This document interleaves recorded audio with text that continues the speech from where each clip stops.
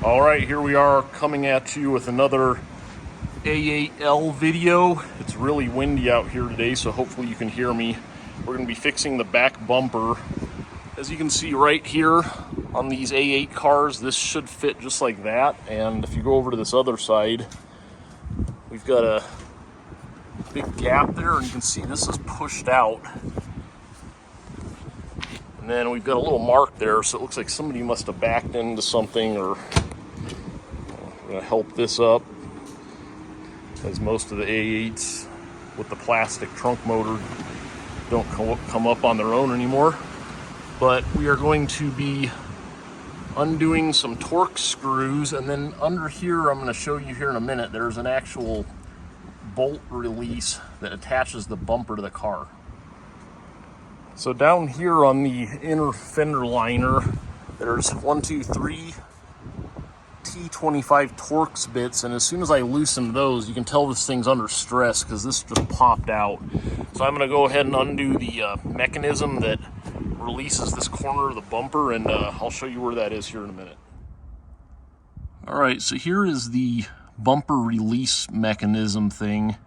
We're in the trunk here, and it's actually through, if you can see where I'm putting my, there's a little white knob with a 6mm hex Allen head socket in there. So I'm going to use this.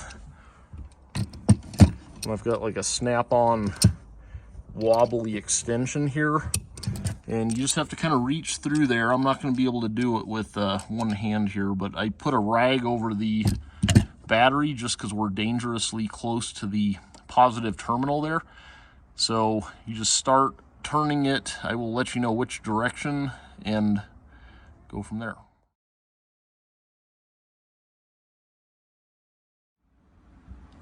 All right, so I got it all the way loosened. I would not advise using a power tool on this. What you're actually doing, here's this mechanism here. So there's this one's actually broken, but normally there's a wheel up here where that Allen screw goes, and what you're doing is actually dropping this thing down. See how it goes up and down? This is a broken one. I broke this on one of my other cars before I knew how this came apart. But anyway, yeah, that's the whole thing. We did get it lowered down, and to lower it, you're actually gonna go clockwise down, which seems opposite of what you need to be doing, but I would say it was probably about 100 turns with my I just did a 1/4-inch drive ratchet just to make sure I didn't put too much torque on it. But yeah, I'm gonna get underneath and see if the bumper will release now. All right, so under the car, there's 4 T25s that are like basically here, here, here, and here. I got those out. The mechanism that lowers the 4 bolts is out, and then there is a 10mm, this right here, that is up, hard to see, but right there, and you pull that out, and then the bumper, I'm only going to do one side of it here because the other side's fine. You can kind of just pull it out and let it hang. And when I did so, there's 4 of these. This one stayed in the bumper like it should, and the other 3 popped out. So I'm going to put these 3 back in, glue them in, and then we can put it back together again. All right, so I got all 4 of these retainer pins put back in there. You kind of just have to squeeze them in place, and then I put a dab of silicone on them just to kind of hold them in there. So you can see these 4 holes here, that's where they're going to go, and we're going to stick that back in and then tighten that mechanism down.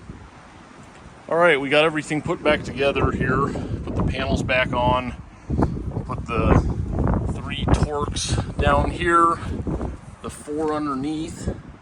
So if you wanted to take the entire bumper off, it's the exact same on the other side, just the 3 lower Torx, this mechanism, and then that 1 10mm here, and the whole thing will pop off. But as you can see, this fits a lot better. That's like nice and tight now, and the main thing, this is all back together. So we got it done without having to paint anything. We still got a little scuff there, but I'm happy with it. Thanks for watching.